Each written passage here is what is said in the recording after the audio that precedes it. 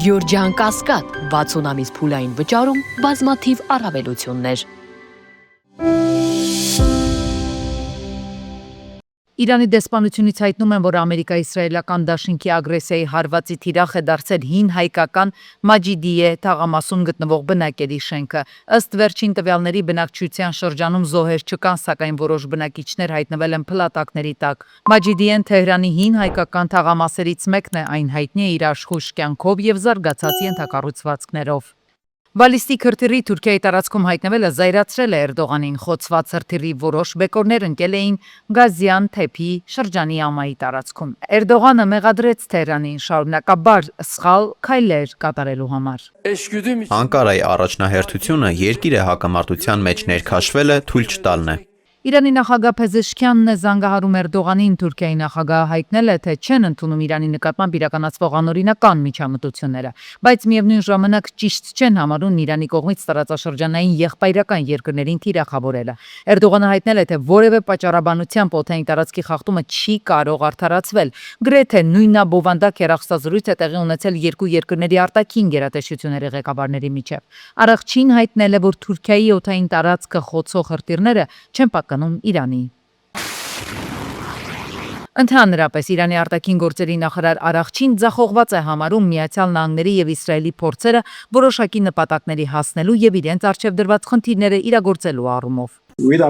Նրանց պլան Ան տապալվել է եւ հիմա նրանք այլ տարբերակներ են փորձարկում, որոնք եւս հաջողություն չեն ունենում։ The Wall Street ժուրնալը գրում է, Թրամփը հրապարակավ հայտարարել է Իրանի հետ պատերազմը շուտապույտ ավարտելու ձգտման մասին։ Միևնույն ժամանակ Թրամփը դժգոհել է, որ Մոջտաբա Խամենեին Իրանի նոր գերագույն առաջնորդ նշանակվելը վկայում է Թեհրանի նահանջելու մտադրություն չունենալու մասին։ Ի դեպ Իրանի արտաքին գործերի նախարարը հայտարարել է, որ մերժում են հրադադարի հնարավորությունը իրանական կողմին, պահանջելով, որ հակամարտությունը մշտական ավարտված լինի։ Արաղչին հայտնել է, որ մեկ անգամ արդեն Իրանը բարի կամք դրսևորել է եւ հասկացրել, որ փխրուն հրադադարը չի կարող աշխատել։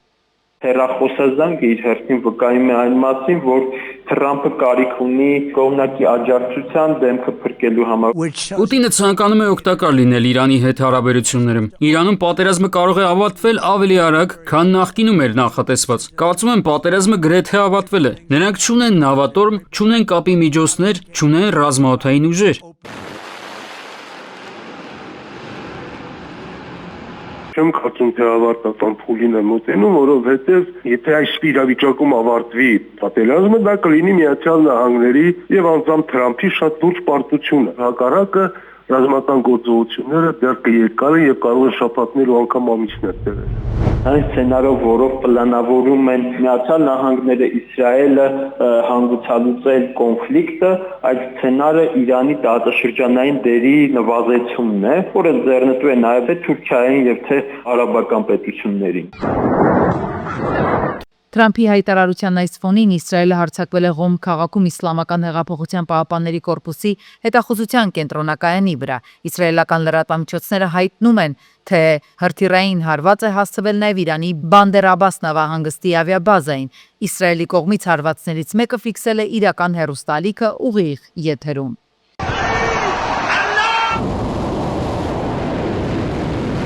Իրանը շարունակում է պատասխան հակահարվածները ուղղված ամերիկա-իսրայելական կոալիցիոն ուժերին։ Իրանական օդուժը հարվածել է Կատարում գտնվող Ամերիկայի ռազմաօդային ուժերին Ալ-Ուդեյդ բազային։ Թեհրանի Մեհր գործակալությունը հայտնել է, որ իրանական բանակը անօդաչու թռչող սարքերով հարվածել է Իսրայելի Հայֆա քաղաքում գտնվող նավթավերամշակման գործարանին եւ վառելիքի պահեստարանների վրա։ Փարիզում տեղի է ունեցել Նիկոլ Փաշինյանի հանդիպումը Ֆրանսիայի նախագահ Էմանուել Մակրոնի հետ։ Կողմերը մտքեր են փոխանակել նաև տարածաշրջանային զարգացումների շուրջ, երկուստեք կարևորելով տարածաշրջանում խաղաղության եւ կայունության ամրապնդմանը միտված հետևողական ջանքերի շարունակականությունը։ Նիկոլ Փաշինյանն ու Էմանուել Մակրոնը անդրադարձել են նաև Հայաստան-Եվրոպական միություն գործակցության հետագա զարգացման հեռանկարներին։ Երկուստեք ընդգծվել է տարբեր ուղղություններով գործընկերության խորացման եւ համատեղ նախաձեռնությունների արդյունավետ առաջմղման կարևորությունը։ Փարիզ աշխատանքային այցի ընթացքում նախարար Արարատ Միրզոյանը ծանոթացել է Հայաստանի դեսպանության նոր շենքի վերանորոգման աշխատանքներին։ Դեսպանության պաշտոնական բացումը շուտով է, գրել է արտգործնախարարը իր սոցիալական էջում։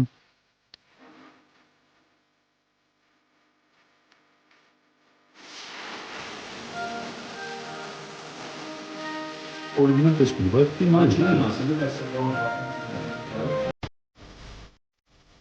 Հայաստանի եւ Թուրքիայի միջև ավիացիոն կապերը ուշադրության կենտրոնում են։ Այսօրվանից սկսվում է երկու պետությունների միջև կանոնավոր չվերթները Ստամբուլ-Երևան Ստամբուլ ուղղությամբ, որն իրականացնելու է թուրքական Turkish Airlines ավիաընկերությունը։ Ըստ ավիաընկերության պաշտոնական կայքի ավիատոմսերի գները կսկսվեն մոտ 61000 դրամից։ Մասնագետների կարծիքով նման ուղիղ չվերթները կմեծացնեն ավիացիոն շուկայի մրցակցությունը։ Ստամբուլի օդանավակայանը այս պարագայում հանդիսանում է հաբ, այսինքն տրանզիտ թռիչքների համար կապուղի է։ Կարծում գների առումով կկարողանա շատ մրցունակ գներ առաջարկել։ Պարզապես այլ ավիաընկերությունների դեմպինգի կարող է ենթարկել իր էժան գներով եւ շուկայից դուրս թողնել։ Միակ մեր օգուտը այն պետք է լինի, որ նավիգացիան մեր օդային տարածքն են օգտագործելի, ինչի համար վճարելու են։ Ավելի մեծ եկամուտը իրենք են ստանալու, որտեղ իրենք ստանալու են թե տոմսերի վաճառքի շահույթը թե հարկերը։ Հայաստանի արտաքին հետախուզության ծառայությունը զգուշացրել է, որ արտերկրում գործող որոշ դերակատարներ տվյալ երկրի հատուկ ծառայությունների անունից ճնշումներ են գործադրում հայ ազգի եւ Հայաստանի քաղաքացիների վրա, ովքեր զբաղվում են տնտեսական գործունեությամբ։ Մասնավորապես նրանք փորձում են նման անձանց ներգրավել Հայաստանում սպասվող խորհրդարանական ընտրություններին մասնատության հայտ ներկայացրած որոշ քաղաքական ուժերին աջակցելու գործողություններում, որոնք կարող են ընդգրկել ֆինանսական եւ կազմակերպական աջակցություն, սակայն չեն սահմանափակվում միայն դրանցով։ Իսրայելի եւ Միացյալ Նահանգների կողմից Իրանի Իսլամական Հանրապետության նավթամբարներին հասցված ավիահարվածների պատճառով թունավոր անձրևներ կարող են տեղալ։ Իրանական Կարմիր մահիկը նախազգուշացրել է, որ նմանատիպ օբյեկտների պայթյունները մթնոլորտ են արտանետում թունավոր նյութեր, ինչի պատճառով տեղումները կարող են ձեռք բերել թթվային բնույթ, ինչն էլ կարող է մարդու մարմնի տարբեր հատվածներում քիմիական այրվածքներ առաջացնել եւ լուրջ վնաս հասցնել հատկապես թոքերին։ Հիշեցնենք, ավելի վաղ Իրանի ազգային նավթավերամշակող եւ բաշխիչ ընկերությունը տեղեկացրել էր, որ Թերանի եւ Ալբորզի նավթամբարները ենթարկվել են ավիահարվածների, ինչի հետևանքով բռնկվել են խոշոր հրդեհներ։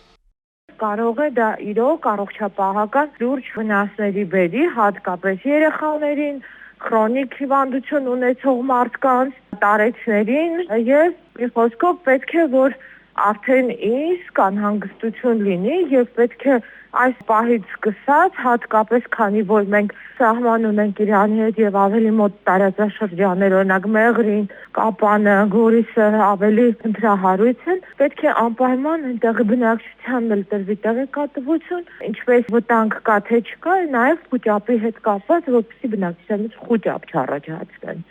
Ադրբեջանը արտակարգ իրավիճակների նախարարության ավտոմեքենաներով հումանիտար օգնություն է ուղարկել Իրան։ Ձեռնարկը հետևել է Իլհամ Ալիևի եւ Իրանի նախագահ Մասուդ Փեզեշքյանի 2026-ի մարտի 8-ին կայացած հեռախոսազրույցին։ Ադրբեջանական լրատվամիջոցների տեղեկացմամբ Իրան ուղարկված հումանիտար օգնությունը ներառում է 10 տոննա ալյուր, 6 տոննա բրինձ, 2.5 տոննա շաքարավազ, ավելի քան 4 տոննա ջուր, մոտ 600 կիլոգրամ թեյ եւ շուրջ 2 տոննա դեղորայք եւ բժշկական պարագաներ։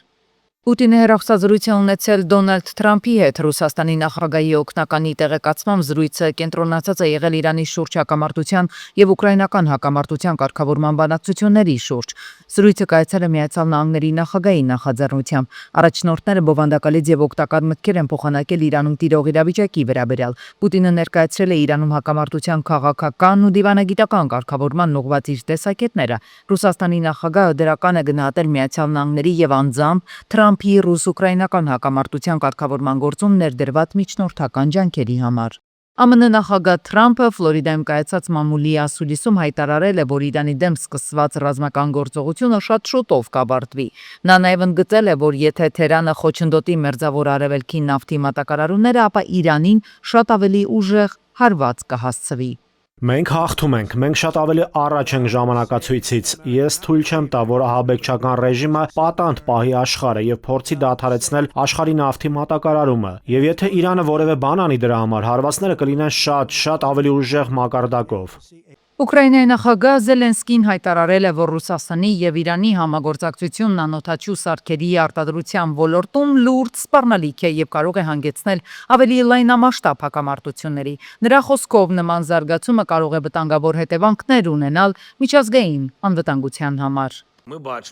Լայնածավալ պատերազմի սկզբնական փուլում Ուկրաինայի դեմ Ռուսաստանը ակտիվորեն կիրառել է Իրանից ստացված սպառազինությունը։ Ներկապահին Իրանը նմանատիպ տեխնոլոգիաներ է օգտագործում նաև Մերձավոր Արևելքում եւ դրանցով է հարվածներ հասցնում ամերիկյան ռազմակայաններին։ Միաժամանակ ուկրաինական հետախուզության տվյալներով շահեդ տեսակի որոշ անօդաչու սարքերում հայտնաբերվում են ռուսական արտադրության բաղադրիչներ։ Եթե հակամարտությունը չկասեցվի մինչև աշուն, այն կարող է վերածվել երկարատև պատերազմի եւ ունենալ ավելի լայն գլոբալ հետևանքներ։ Իրանում սկսված պատերազմը կարող է վերաճել երրորդ համաշխարհային պատերազմի։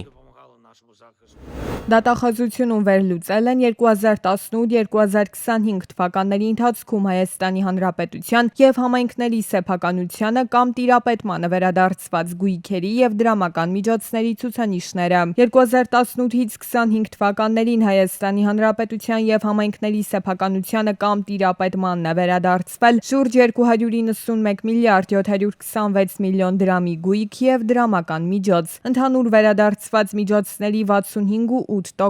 կամ շուրջ 193 միլիարդ դրամը բաժին է ընկնում 2023-2025 թվականներին։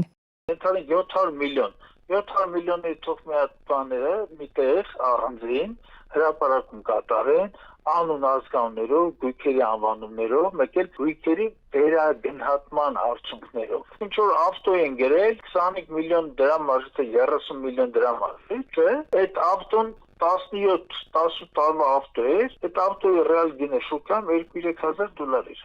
Ավտոմեքենաներից գողության ու կողոպուտի դեպքերը Հայաստանում կրկին ակտիվացել են։ Վերջին հանցագործության մասին տեղեկություն տարածեց ներքին գործերի նախարարությունը, որտեղ նշվում էր մայրաքաղաքում մի գիշերվա մեջ կատարված 2 միջադեպի մասին։ Մեքենաներից շարունակական գողությունները հավելյալ վախի մթնոլորտ են ստեղծում։ Կողոպուտի դեպքերը քաղաքացիների համար ստեղծում են ինչպես նյութական, այնպես էլ անվտանգության խնդիրներ։ Մասնագետները ասում են, որ տեսահսկման համակարգերը ոչ բոլոր դեպքերում են գործում։ Հիմնականում ովքեր որ ավելի ճարպիկ են, իրանց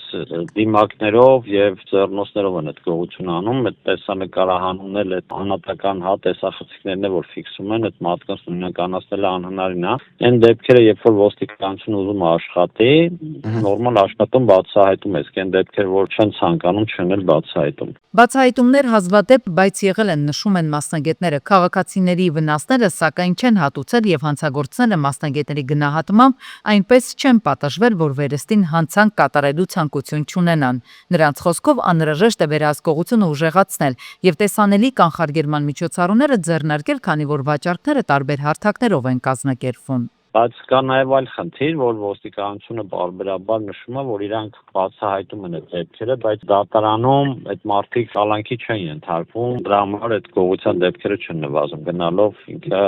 իր ստաբիլ տեմպը պահում է։ Այդ կիբեր հանցագործության, այդ հավելվածների միջոցով այդ վաճառքների դեպքն է կանխեն, որ մարդկանց ֆինանսական վնասներ չհասցնեն։ Նման հանցագործությունների բացահայտման հարցում մասնագետների համոզմամբ կարևոր դեր ունի իրավապահների հետ համագործակցությունը, քանի որ դա կարող է էական ազդեցություն ունենալ հետագայում նմանատիպ հանցագործությունների եւ նույն խմբավորման բացահայտման համար։ Փաստաբանները ասում են, որ նման հանցագործության զոհ դառնալու դեպքում մարդիկ առաջին հերթին պետք է դիմեն համապատասխան մարմիններին, սակայն քաղաքացիներ կան, որ չեն դիմում ոստիկանությանը։ Քաղաքացիները մտածելով, որ հերթական գողությունն է, որը չի բացահայտվելու, այլ ստացվելու է, որ իրանք եւ տուժում են գողությունից եւ նաեւ պետք է իրեն ժամանակը ծախսեն չբացահայտվող գործի մասին հոգալով, կարող են չդիմել իրավապահ մարմիններին, բայց կարծում եմ, որ սա սխալ մոտեցում է։ Գողության դեպքերը բացահայտելու համար մասնագետների խոսքով քաղաքացիները պետք է միջոցներ ձեռնարկեն, որպեսզի ձեռքի տակ լինի որոշակի ապացուցողական առարկա։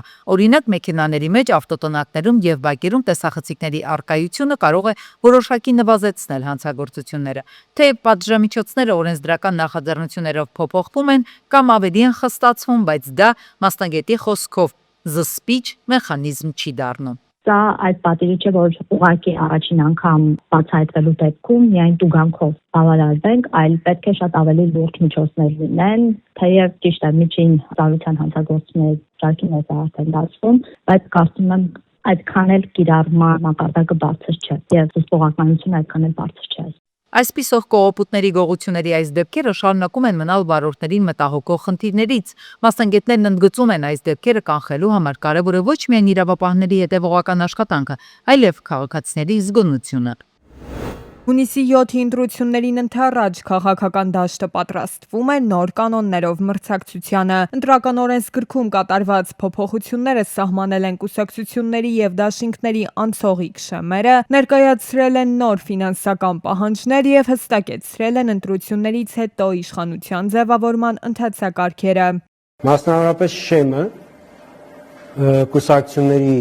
անցողիկ շեմը իջել է 4%։ Դաշինքների շեմը բարձրացել է 7%-ից 8% եւ 10%։ Մինչև 3 կուսակցությունից բաղկացած դաշինքների համար անցողիկ կլինի 8% շեմը, 3 եւ ավելի կուսակցություններից բաղկացած դաշինքներն էլ պետք է 10%-ի շեմը հաղթահարեն։ Փոփոխվել են նաեւ կուսակցությունների եւ դաշինքների գրավի չափերը ըստ պաշտոնական պարզաբանման գաղափարակից քաղաքական ուժերի միավորման ու խոշորացման նպատակով։ Կուսակցությունների պարագայում գրավի չափը 10 միլիոնից իջեցվել է 7.5 միլիոնի, նախկինում 10 միլիոն էր, իջեցվել է 7.5 միլիոնի։ Դաշինքների պարագայում սահմանվել է 15 միլիոն։ Սրանք մինչև ընտրության արդյունքները պարզ դառնալու փոփոխություններն են, բայց ընտրություններից հետո իրականացվող ընթացակարգերում էլ նորություններ կան։ Նախկինում օրենքն արգելում էր 3-ից ավելի քաղաքական ուժերից բաղկացած դաշինքների ձևավորումը։ Ընտրական օրենսգրքի փոփոխությունների համաձայն այս արգելքը հանվել է։ Նոր կարգավորումներով առաջին 9-օրյա ժամկետում դաշինք կազմելու իրավունքը տրվում է առավել ձայն ստացած քաղաքական ուժին։ Եթե այդ ժամկետում առավել ձայներ ստացած քաղաքական ուժը չի կարողանում կոալիցիա կազմել, դրանից հետո արդեն ժամանակ է տրվում մնացած քաղաքական ուժերին, այս միջազգային տերմինաբանությամբ ընդունված է ասել փոքրամասնության կառավարություն կամ փոքրամասնության կոալիցիա ձևավորելին։ Ուժի մեջ է մտել նաև լրացուցիչ մանդատների ինստիտուտը։ Լրացուցիչ այս մանդատները կարող են տրվել բացառապես քաղաքական այն ուժին, որը կունենա մանդատների մեծամասնություն։ Այսինքն, եթե որևէ քաղաքական ուժ չունենա մանդատների մեծամասնություն, լրացուցիչ մանդատների մասին խոսք լինել չի կարող։ Բայց եթե որևէ քաղաքական ուժ կունենա մանդատների մեծամասնություն, բայց դա պակաս կլինի 52%-ից, Ընտրական օրենսգիրքը սահմանում է, որ տվյալ քաղաքական ուժին պետք է տրվի լրացուցիչ մանդատներ մինչև այդ 52%-ը լրացնելու չափով։ Կուսակցությունները եւ դաշինքներն իրենց քարոզչությունը պետք է ֆինանսավորեն նախընտրական հիմնադրամի միջոցով։ Ազգային ժողովի ընտրություններին նախընտրական հիմնադրամի առավելագույն շեմը 800 միլիոն դրամն է։ Այն ձևավորվում է Հայաստանի Հանրապետության քաղաքացիների նվիրատվություններից։ Նախընտրական հիմնադրամ կարող են մուծում կատարել միայն կուսակցությունները կամ դաշինքի անդամ կուսակցությունները իրենց պաշտոնական հաշվեհամարներից։ Հայաստանի Հանրապետության յուրաքանչյուր քաղաքացի 1 տարվա ընթացքում կարող է առավելագույնը կուսակցություններին նվիրաբերել 10 միլիոն դրամից ոչ ավելի գումար։ Այս կարգավորումը շրջանցելու դեպքում Հայաստանի Հանրապետության օրենսդրությամբ պատասխանատվության միջոցներ են նախատեսվում։